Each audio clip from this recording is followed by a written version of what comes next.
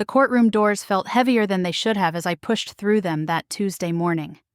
The smell hit me first, that particular blend of old wood polish and nervous sweat that seems to live permanently in the walls of every courthouse in America.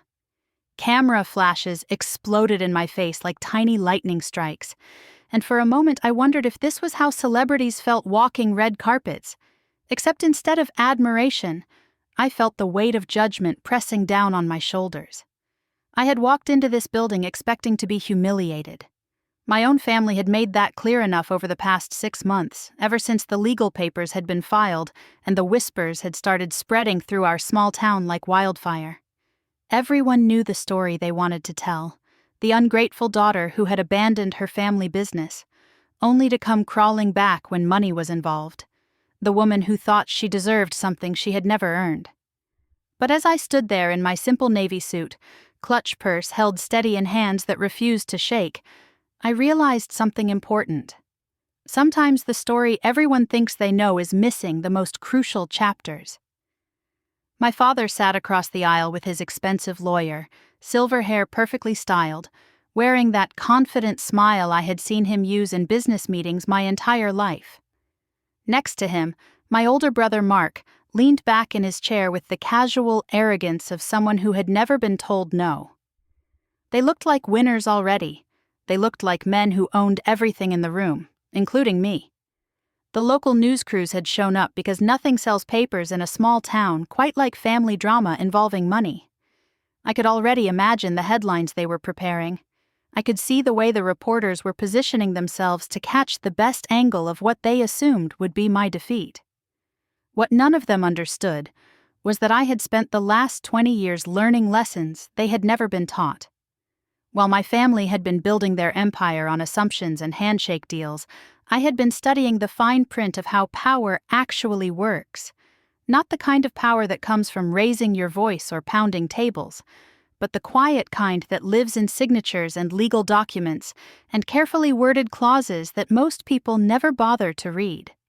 The bailiff called the court to order, and Judge Harrison entered with the measured pace of a man who had seen every possible variation of human greed and family betrayal. His gray hair was thinning, his black robe slightly wrinkled, but his eyes were sharp as he surveyed the packed courtroom. This was bigger news than anyone had expected for what should have been a simple business dispute. I had chosen to represent myself, which had raised eyebrows throughout the legal community. Everyone assumed it was because I couldn't afford proper representation. The truth was simpler and more strategic. I knew this case better than any lawyer could learn it. I had lived every detail, understood every nuance, and most importantly, I had access to documents that would surprise everyone in the room. My father's attorney stood first, his $1,000 suit and Princeton law degree giving him the kind of confidence that comes from never losing cases like this one. He painted a picture of a successful businessman and his devoted son who had built something remarkable together, only to face interference from a daughter who had walked away years ago and now wanted to claim ownership of something she had never contributed to. The story sounded convincing because it contained just enough truth to feel believable. I had left the family business. I had pursued a different path. I had been absent from the daily operations for years. But absence doesn't always mean what people think it means, and sometimes the most important work happens in silence. When my turn came to speak, I stood slowly and walked to the center of the courtroom. The cameras followed my movement, but I ignored them completely. This wasn't about performing for an audience. This was about presenting facts to someone who understood the difference between perception and reality. I didn't raise my voice. I didn't make emotional appeals. I simply began laying out a timeline that nobody in the room except me had seen in its entirety. I talked about structures that had been put in place years earlier, safeguards that had been established during a family crisis, and legal frameworks that had been carefully constructed by someone who understood that businesses need protection from the very people who think they own them. My father's confident smile began to fade as I spoke. Not dramatically, just a slight tightening around the eyes that suggested he was hearing things he hadn't expected to hear. Mark shifted uncomfortably in his seat, glancing between me and the lawyer as if looking for reassurance that wasn't coming. The judge listened without interruption, occasionally making notes, his expression giving away nothing. When I finished my opening statement, he looked down at the thick folder of documents I had submitted, then back up at the room full of reporters and family members who thought they knew how this story would end. That's when he asked the question that changed everything. Not loudly, not dramatically, just a simple inquiry that cut through all the assumptions and got straight to the heart of what this case was really about. His voice was calm, almost conversational, but every word carried the weight of legal authority. The question wasn't what anyone expected. It wasn't about emotions or family loyalty or who had worked harder over the years. It was about documentation, about legal standing, about the difference between operating a business and actually controlling it. It was about the kind of details that most people ignore until they find themselves sitting in a courtroom wondering how everything went so wrong. My father went very still when he heard those words. The kind of stillness that happens when someone realizes they may have misunderstood something fundamental about their own life.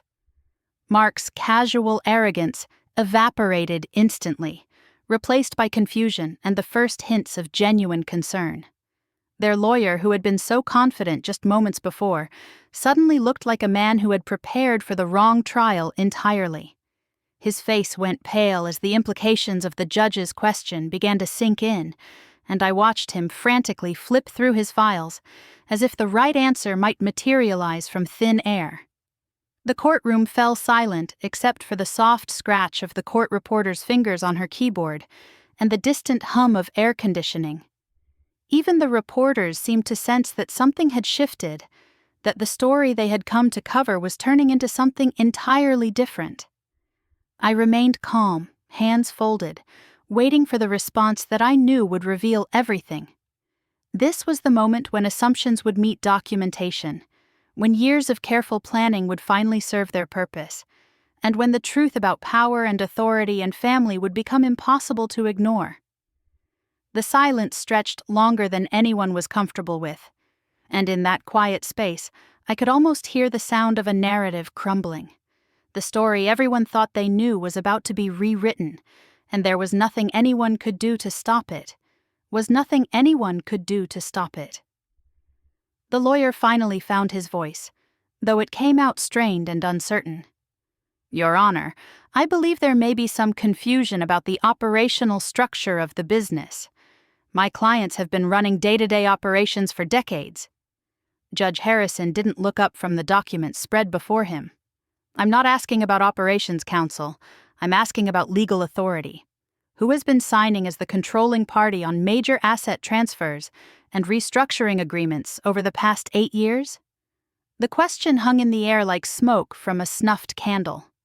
I watched my father's face cycle through emotions I had rarely seen there before. Confusion first, then something that looked almost like fear, and finally a kind of dawning recognition that made him sit back in his chair as if he'd been pushed. Mark leaned forward, whispering urgently to the lawyer, but their hushed conversation only seemed to make things worse.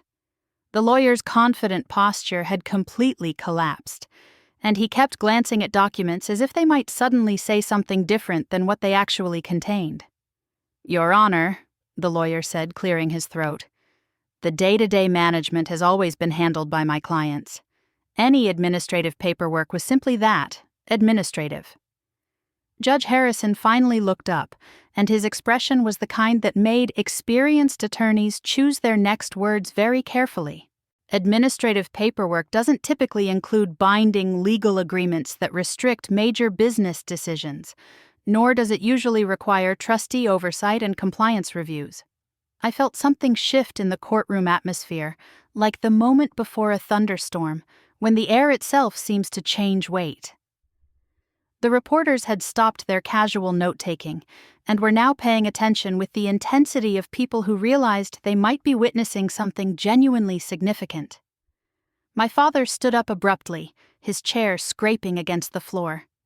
"Your Honor, I built this business from nothing. Every brick, every contract, every dollar that came through those doors was because of my work." The judge's voice remained steady, but there was steel underneath it. "Mr. Carter, please sit down. No one is questioning your contributions to building the business. What we're examining is whether building something automatically grants you unlimited control over it." Dad remained standing for a moment longer than was appropriate, his jaw working as if he were chewing words he couldn't quite bring himself to say. When he finally sat, it was with the stiff movement of a man whose certainty about the world had just taken a significant blow. The judge turned his attention to me. "Ms. Carter, you've submitted extensive documentation this morning.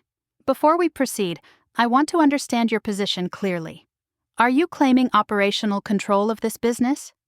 I stood, smoothing my skirt, and looked directly at him. "No, Your Honor, I'm not claiming operational control. I'm asserting legal authority that was properly established and never relinquished." "Explain the difference."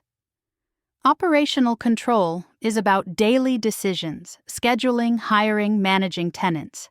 Legal authority is about major structural changes, asset transfers, debt assumption, anything that could fundamentally alter or endanger the business itself. The judge nodded slowly. "And you're saying this authority was granted to you when?" "During my mother's final illness, Your Honor. She was concerned about the long-term stability of the business and insisted on establishing safeguards against impulsive decision-making." A murmur ran through the courtroom. This was information that hadn't appeared in any of the preliminary filings, and I could see the reporters scribbling furiously. My father's face had gone ashen, and Mark looked like someone had just explained a magic trick he'd been watching for years without understanding. Their lawyer stood again, desperation creeping into his voice. "Your Honor, even if such an arrangement existed, Ms. Carter has been absent from the business for years. Any theoretical authority would have lapsed through abandonment." "That's not how legal authority works, counsel," the judge replied dryly. "Absence doesn't constitute abandonment unless specifically documented. Was there ever a formal transfer of this authority back to your clients?" The lawyer's silence was answer enough. The judge made another note, then looked back at me. "Ms. Carter, if you held this authority, why didn't you exercise it earlier? Why allow this situation to develop?" It was a fair question, and one I had expected. "Because exercising authority wasn't necessary, Your Honor. The business was stable, profitable, and well managed. My role was designed to be a safeguard against crisis, not a tool for micromanagement." "And something changed recently?" "Yes. When my family attempted to restructure major assets without proper authorization, and then filed this lawsuit claiming I had no legal standing whatsoever." The judge leaned back in his chair, and I could see him processing the implications. This wasn't the family dispute over money that everyone had expected. This was a case about corporate governance, legal structures, and the difference between assumption and documentation. My father's lawyer made one more attempt. "Your Honor, regardless of any paperwork, the practical reality is that my clients have been operating this business successfully for years." Judge Harrison's response was quiet, but devastating. "Success doesn't override law, counsel, and assumption doesn't create authority." He turned to the clerk. "I want to review Exhibits D through K in detail. This court is particularly interested in the trustee agreements and any documentation regarding asset protection measures." As papers were shuffled and distributed, I caught sight of my father staring at me with an expression I had never seen before. Not anger, not disappointment, but something closer to recognition. For the first time in my adult life, he was seeing me not as his wayward daughter, but as someone who had been thinking several moves ahead while he was focused on the immediate game. Mark had slumped in his chair, the reality of the situation finally penetrating his assumptions about inheritance and entitlement. The business he had considered his birthright was revealing itself to be far more complicated than he had ever imagined. The judge was taking his time with the documents, and the silence in the courtroom had become almost oppressive. Everyone was waiting for the next revelation, the next piece of information that would further reshape their understanding of what this case was really about. When Judge Harrison finally looked up, his expression was that of a man who had found exactly what he was looking for, and it wasn't what anyone else in the room had expected him to find. The story everyone thought they knew was about to be completely rewritten, and there was no going back to the comfortable assumptions that had brought us all here. The truth was about to speak, and it was going to speak loudly. Judge Harrison set the documents down with deliberate care, the kind of precision that comes from decades of handling cases where words matter more than emotions. The courtroom had grown so quiet that I could hear the wall clock ticking, each second marking the steady progression toward a truth that would reshape everything my family thought they understood about power and ownership. "Ms. Carter," the judge said, his voice carrying the weight of legal certainty. "These documents paint a very different picture than what was presented in the initial filings." I remained standing, hands clasped loosely in front of me, waiting. 20 years of disciplined service had taught me the value of silence, of letting others fill the space with their own assumptions and mistakes. The cameras were still rolling, but they felt irrelevant now. This wasn't about public opinion anymore. This was about documented reality. "Your Honor," my father's lawyer interjected, his voice pitched higher than it had been all morning. "We maintain that operational precedent should carry significant weight here." Judge Harrison's gaze moved to him with the kind of patience that wasn't really patient at all. "Counsel, I'm looking at a series of legal instruments that were properly executed, notarized, and filed. Operational precedent doesn't override written law." The lawyer's Adam's apple bobbed as he swallowed hard. Behind him, my father had gone very still. The kind of stillness that comes when a man realizes the ground beneath his feet has shifted without warning. Mark was staring at me now, not with the casual dismissiveness I was accustomed to, but with something approaching alarm. "Furthermore," the judge continued, flipping to another page, "I see evidence of a professional oversight committee that has been filing quarterly compliance reports for the past 7 years. Reports that apparently no one in this courtroom except Ms. Carter was aware existed." A ripple of movement went through the gallery. The reporters were leaning forward now, sensing that the story they had come to cover was transforming into something far more significant. This wasn't family drama anymore. This was a masterclass in the difference between running something and actually controlling it. My father stood again, slower this time, his voice carrying a tremor I had never heard before. "Your Honor, I don't understand. My wife never told me about any of this. We made these decisions together." The judge's expression softened slightly, not with sympathy, but with the kind of understanding that comes from seeing the same patterns repeat in courtroom after courtroom. "Mr. Carter, your wife was protecting the business from exactly the kind of situation we're dealing with today. She was ensuring that emotion wouldn't override prudence. But I'm her husband. I'm the father of this family." "Yes, you are. But being a husband and father doesn't automatically grant you unlimited authority over legal entities, no matter how much personal investment you've made in building them." The words landed like physical blows. I watched my father's face cycle through confusion, anger, and something that looked almost like grief.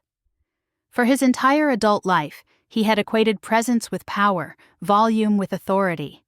The idea that his wife had quietly established structures he didn't understand was shaking the very foundation of how he saw himself. Mark finally found his voice, though it came out tight and strained. "So, what are you saying? That she owns everything? That none of our work mattered?" Judge Harrison turned his attention to my brother, and his voice took on the tone of someone explaining basic principles to a student who had missed too many classes. "Mr. Carter, your work absolutely mattered. This business exists because of the labor and dedication of your family, but existence and ownership are different concepts under the law." He gestured toward the documents spread across his bench. "What I'm looking at here is a carefully constructed framework designed to protect the business from impulsive decisions while allowing it to operate normally. It's actually quite sophisticated." The lawyer made one last desperate attempt. Your Honor, even if these documents are valid, Ms. Carter abandoned her responsibilities. She's been absent for years. Has she? The judge looked directly at me. Ms. Carter, have you been monitoring the business during your absence? Yes, Your Honor, through the Oversight Committee and quarterly reviews.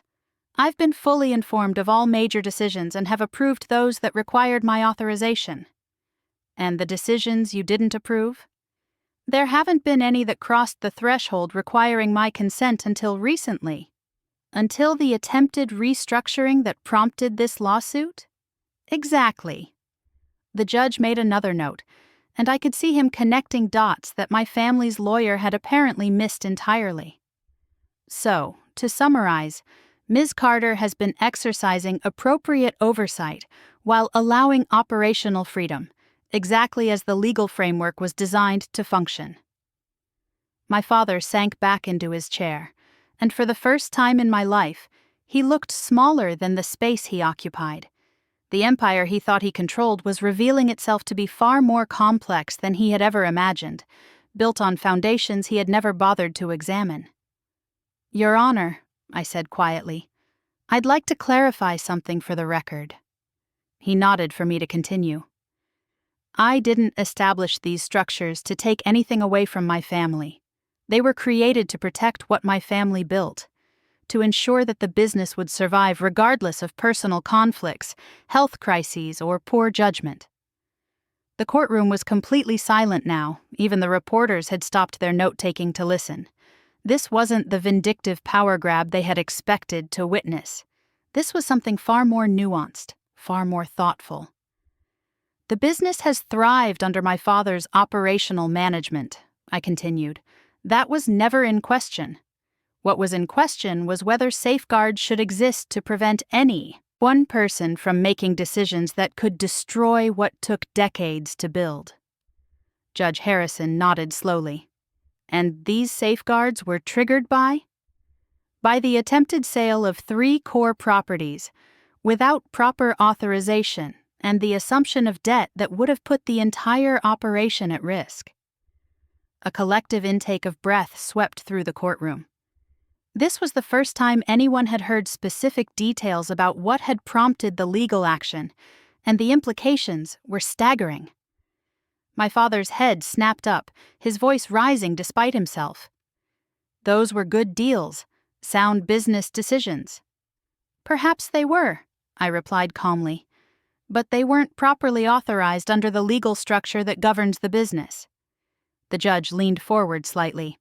Mr. Carter, did you seek approval for these transactions from the appropriate authority? My father's silence stretched long enough to become its own answer. When he finally spoke, his voice was barely above a whisper. I didn't know I needed to. And that, Judge Harrison said with finality, is exactly why these structures exist.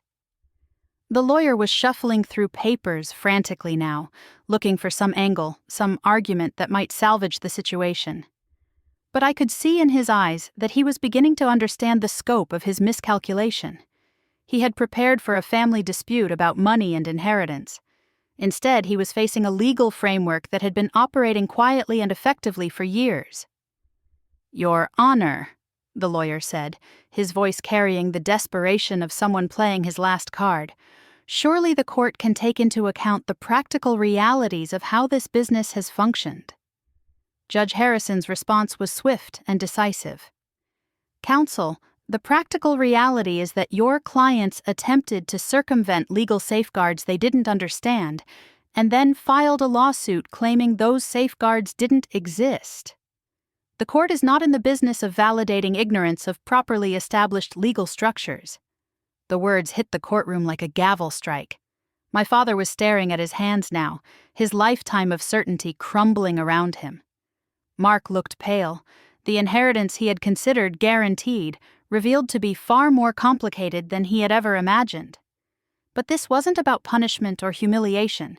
It was about recognition, about the difference between building something and understanding what you've built. My mother had seen this day coming years before any of us, and she had prepared for it with the quiet wisdom of someone who understood that love sometimes means protection from our own worst impulses. The judge was preparing to render his decision, and I could see in his face that the outcome was no longer in doubt. The only question remaining was how completely the assumptions that had brought us all here would be dismantled, and whether my family would be able to understand the difference between losing control and never having had it in the first place. The first place. Judge Harrison straightened the documents one final time, his movements deliberate and measured. The courtroom held its collective breath, reporters poised with pens, cameras focused, everyone waiting for words that would either validate assumptions or shatter them completely. After reviewing all submitted evidence, the judge began, his voice carrying the weight of legal finality, this court finds that Ms. Carter holds legitimate and properly documented controlling authority over the business entities in question. The words landed like thunder in the silence. My father's face went completely white, not the pale of surprise, but the bloodless white of a man watching his entire understanding of reality collapse. Mark made a sound, something between a gasp and a groan, his hands gripping the edge of the table. Their lawyer's shoulders sagged as if invisible strings holding him upright had suddenly been cut. Behind us, I could hear the scratch of pens on paper, the soft click of camera shutters, the whispered urgency of reporters calling their editors. Furthermore, Judge Harrison continued, the court finds that the plaintiff's claims of interference are without merit. Ms. Carter has been exercising appropriate oversight, consistent with her legal authority, and has shown remarkable restraint in allowing operational autonomy. Dad tried to stand again, his voice breaking as he spoke. Your Honor, please, this is my life's work, everything I've built, everything I've sacrificed for. The judge's expression wasn't unkind, but it was unwavering. Mr. Carter, no one is diminishing your contributions, but contribution doesn't equal control, and sacrifice doesn't override law. He paused, letting that sink in before delivering the final blow. The court also notes that the attempted asset restructuring that prompted this lawsuit was done without proper authorization and could have constituted a breach of fiduciary duty. The lawyer's face had gone from pale to gray. This wasn't just a loss anymore. This was a potential malpractice situation, a complete misunderstanding of the legal landscape he was supposed to navigate. Your Honor, I said, rising slowly, I'd like to address the court's concerns about the restructuring. Judge Harrison nodded for me to continue. While the transactions were unauthorized, I don't believe they were undertaken with malicious intent. My family genuinely believed they had the authority to proceed. I would prefer to focus on establishing clear protocols going forward rather than pursuing penalties for past actions. The relief that washed over my father's face was visible from across the room. Mark's shoulders dropped as if a weight had been lifted. Even their lawyer looked grateful for the lifeline I had just thrown them. That's very generous of you, Ms. Carter, the judge said. However, this court must ensure that proper procedures are followed going forward. He turned his attention back to my father and brother. Mr. Carter, both of you, this business will continue to operate as it has, with one crucial difference. Major decisions affecting the structural integrity of the company must now go through proper channels. Dad's voice was barely audible. What does that mean for us? It means you continue doing what you've been doing well, managing daily operations, maintaining relationships with tenants and contractors, overseeing the practical aspects of the business. But any decision that could fundamentally alter the company's financial position or legal structure requires authorization from the controlling party. He gestured toward me. Ms. Carter has demonstrated that this oversight can be exercised without interference in normal operations. The quarterly review process has been working effectively for years. Mark finally found his voice, though it came out strained. So, we work for her now? You work with her, Judge Harrison corrected firmly. As you always have, whether you realized it or not. The distinction was important, and I could see it registering on Mark's face. This wasn't about hierarchy or punishment. It was about recognition of what had always been true but never acknowledged. The judge began outlining specific requirements. Quarterly reports would continue. Major expenditures above a certain threshold would require approval. Any debt assumption or asset transfer would need proper authorization. It wasn't punitive, it was protective. "Ms. Carter," he said, "given your restraint and the success of the current operational structure, this court sees no reason to alter day-to-day management. Your role will remain oversight and authorization for major decisions." I nodded. "That's exactly what I hoped for, Your Honor." As the judge prepared to close the session, my father stood one last time. His voice was different now, smaller somehow, but also clearer. "Your Honor, may I ask something?" "Go ahead, Mr. Carter." "How long has she been watching? How long has this structure been in place?" Judge Harrison looked at the documents. "According to these filings, the initial framework was established 8 years ago. The Oversight Committee has been filing reports for 7 years. Dad turned to look at me, his eyes wide with something approaching awe. 7 years. You've been watching for 7 years, and I never knew.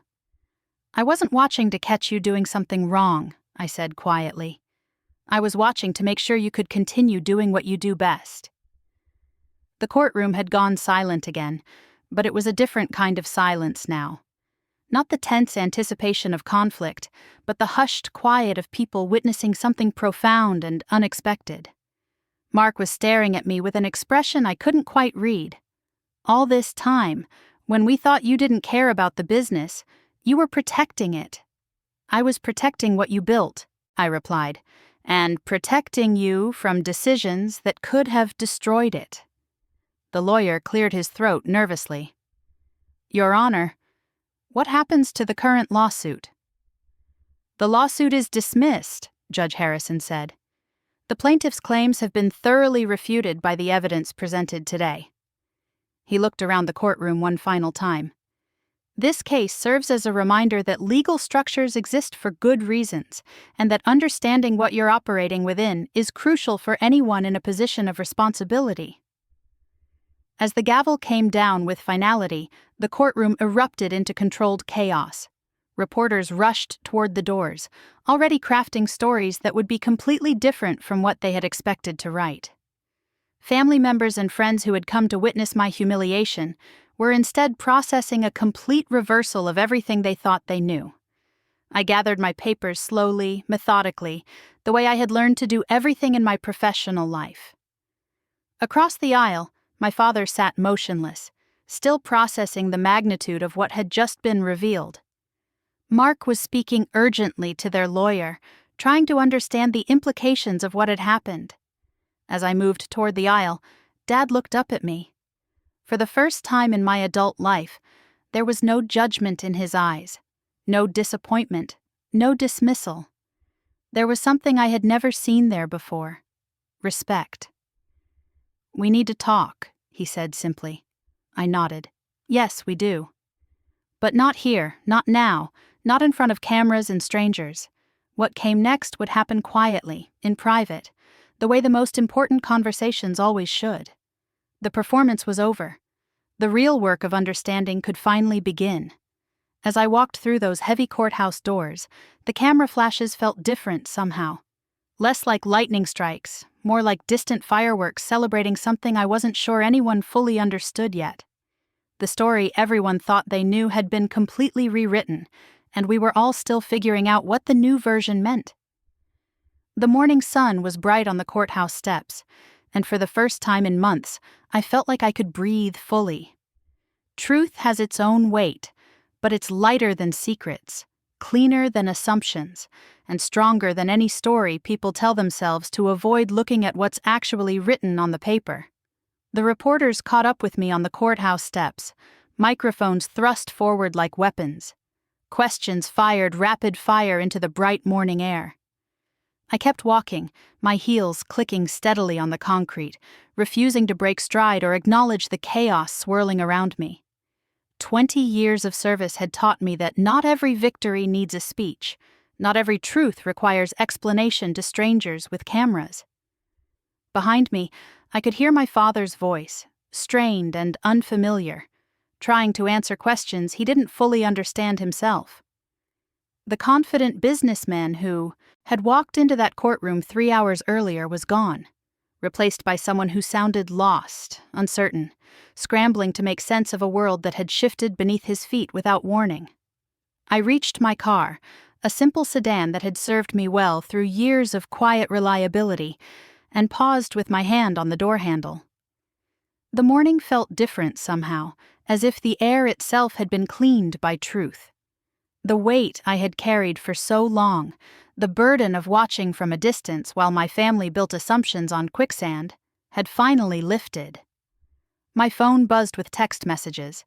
Aunt Sarah, who had always been the family peacemaker, wrote simply, "I don't understand what happened, but I'm proud of you." Cousin Jim sent 3 question marks and nothing else. My former colleague from the service wrote, "Saw the news, well played." Each message felt like a small validation that the story was spreading beyond the courthouse walls, beyond the narrow confines of family assumptions. I drove home slowly, taking the long route through neighborhoods I had known since childhood, past the high school where I had learned that being different wasn't the same as being wrong, past the church where my mother had taught Sunday school, and quietly worried about the future of everything she had helped build, past the cemetery where she now rested, probably smiling at the irony of safeguards finally serving their purpose. The house I lived in was modest, comfortable, the kind of place that didn't announce itself to the world. No grand statements, no marble foyers or expensive art, just clean lines, sturdy furniture, and the accumulated peace of someone who had learned the difference between having enough and needing everything. I made coffee, the ritual soothing after the intensity of the morning, and sat at my kitchen table with the same documents that had just rewritten my family's understanding of themselves. The phone rang within an hour, my father's voice, smaller than I had ever heard it, uncertain in a way that made him sound older than his 73 years. "Can you come over? We need to talk, all of us." I agreed, not because I was eager for confrontation, but because understanding has to start somewhere, and it might as well start with honest conversation.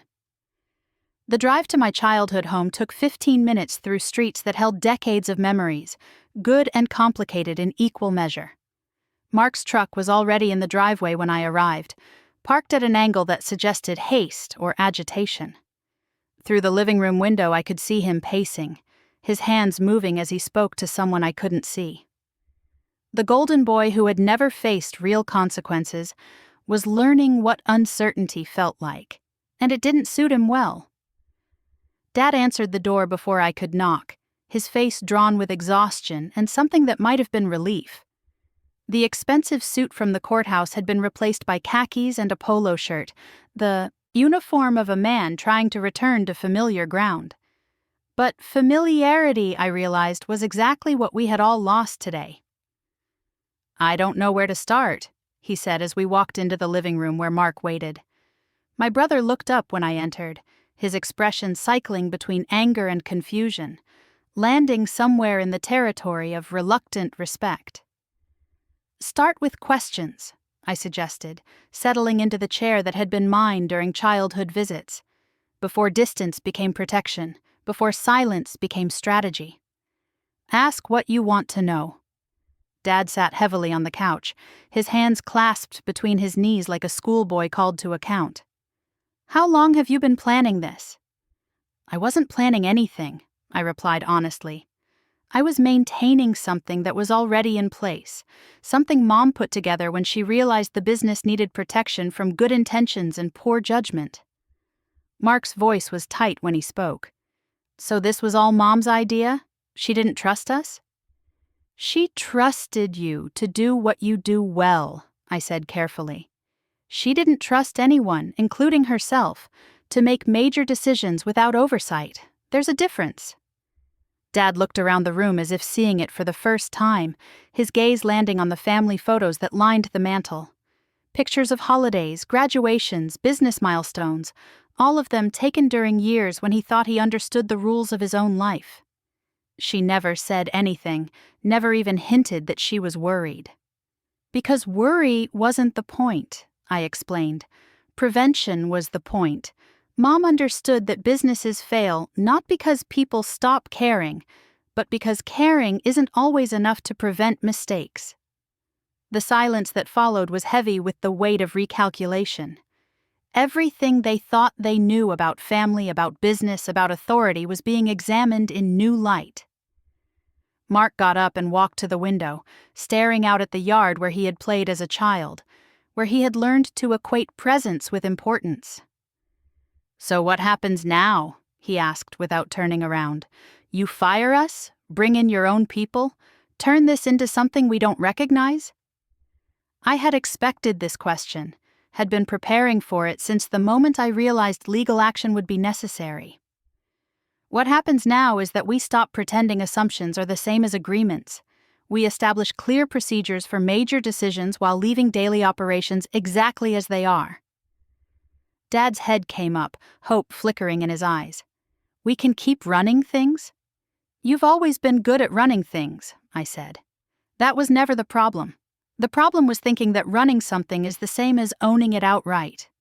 Mark turned from the window, his voice carrying a note of challenge.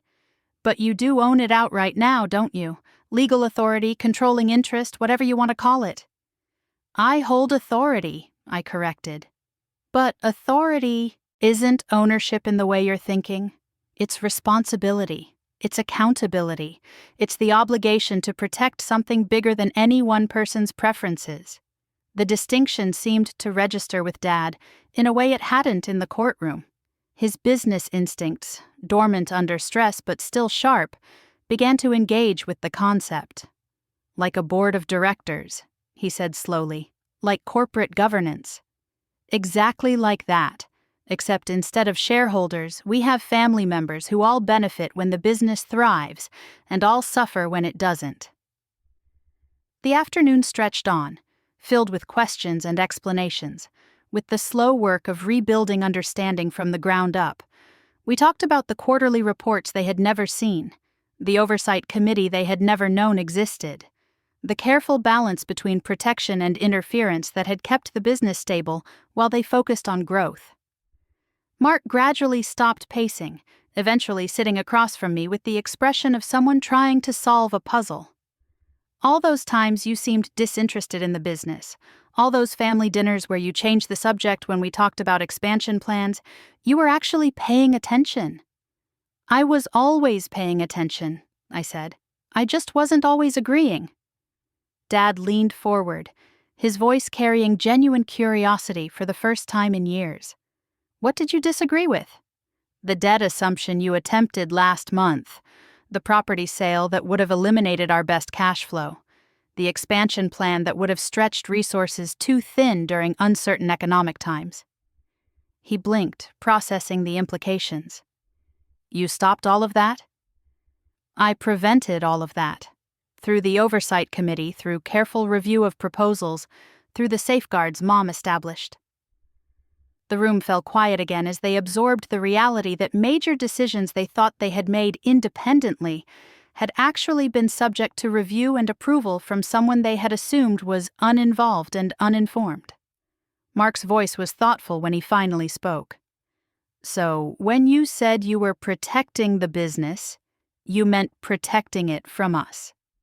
"I meant protecting it from anyone making decisions without proper consideration of consequences. That included me, if I had ever been tempted to interfere inappropriately." As the sun began to set outside the windows of my childhood home, something had shifted between us. Not forgiveness exactly, but understanding. Not agreement, but acknowledgement. The angry assumptions that had brought us to court were being replaced by the harder work of figuring out how to move forward together. Dad stood and walked to his desk, pulling out a folder thick with papers. "I want to see everything," he said. "Every report, every review, every decision that was made without my knowledge. I want to understand what I've been missing." It was the first time in my adult life, that my father had asked to learn something from me rather than teach something to me. The shift felt significant, permanent, like a door opening in a wall that had been solid for decades. The folder Dad opened contained 7 years of careful documentation, each page a testament to oversight he had never noticed.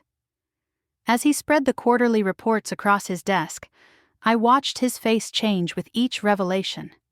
His finger traced lines of analysis, recommendations that had quietly shaped decisions he thought were entirely his own. "This report from 3 years ago," he said, his voice barely above a whisper. "It recommended against the Henderson property acquisition. We decided to pass on that deal, and I thought it was because the numbers felt off." "The numbers were off," I replied. "The Oversight Committee identified structural issues that weren't disclosed in the initial inspection." Mark moved closer to the desk, reading over Dad's shoulder.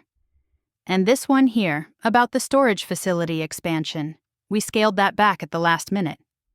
Because the debt-to-equity ratio would have put the entire operation at risk during the economic downturn that followed 6 months later."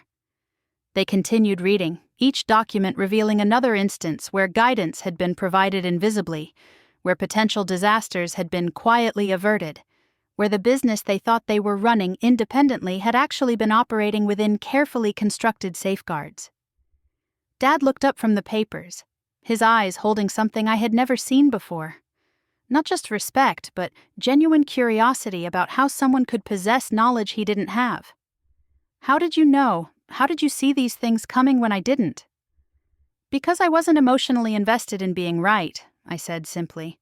"I could look at proposals objectively, without the pressure of having to justify decisions to myself or others." Mark pulled out a chair and sat down heavily. "All this time we thought you didn't care about the family business. We thought you had walked away from everything we were building." "I walked away from the drama," I corrected. "I never walked away from the responsibility." The evening light was fading outside, casting long shadows across the room where we had gathered for so many family meetings over the years. But this felt different from any conversation we had ever had. The hierarchy that had defined our relationships was dissolving, replaced by something more complex and honest. Dad closed the folder and looked directly at me. "I owe you an apology, not just for today for the lawsuit, but for years of assuming you didn't understand what we were doing." "You don't owe me an apology for building something remarkable," I said. "You owe yourself the honesty to recognize that building something and protecting it require different skills."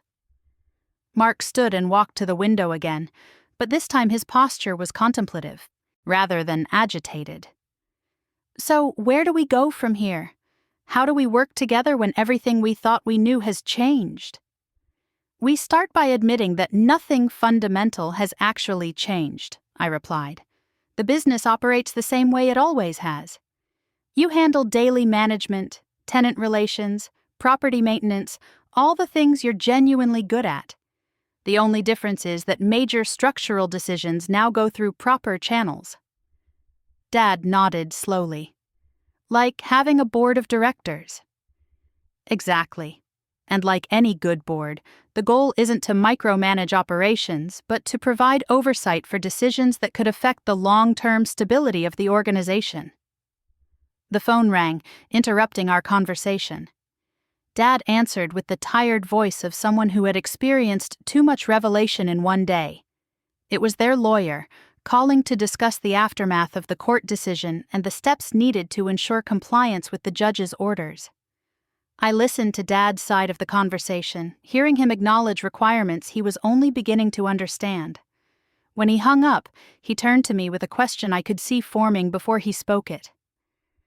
"Will you help us understand how to do this right? How to work within the structure instead of against it?" The question hung in the air between us, carrying weight that went beyond legal requirements or business procedures. It was an acknowledgement that the relationship we had maintained through years of distance and misunderstanding needed to be rebuilt on a foundation of truth rather than assumption. "Yes," I said simply, "but it means accepting that some decisions will require consultation, review, and sometimes patience when immediate action feels necessary." Mark turned from the window. And what if we disagree? What if we think a decision is right and you think it's wrong? Then we have conversations like adults, I replied.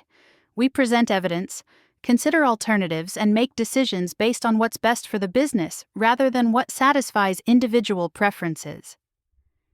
Dad leaned back in his chair, the exhaustion of the day finally showing in his posture.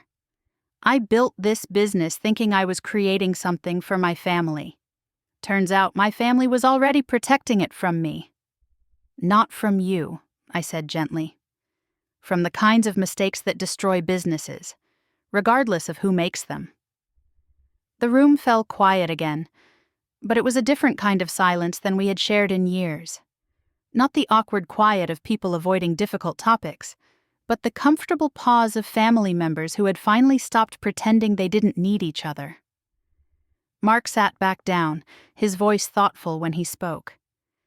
I keep thinking about all the times I criticized you for not being more involved. All the family dinners where Dad and I talked about expansion plans and you just nodded and changed the subject. I was involved, I said. Just not in the way you expected. You were protecting us from ourselves, Dad added, understanding dawning in his voice. Your mother saw something we couldn't see, and she made sure you were positioned to prevent it. She saw that passion without oversight can become recklessness, I explained. That family businesses fail most often not because people stop caring, but because caring too much can cloud judgment.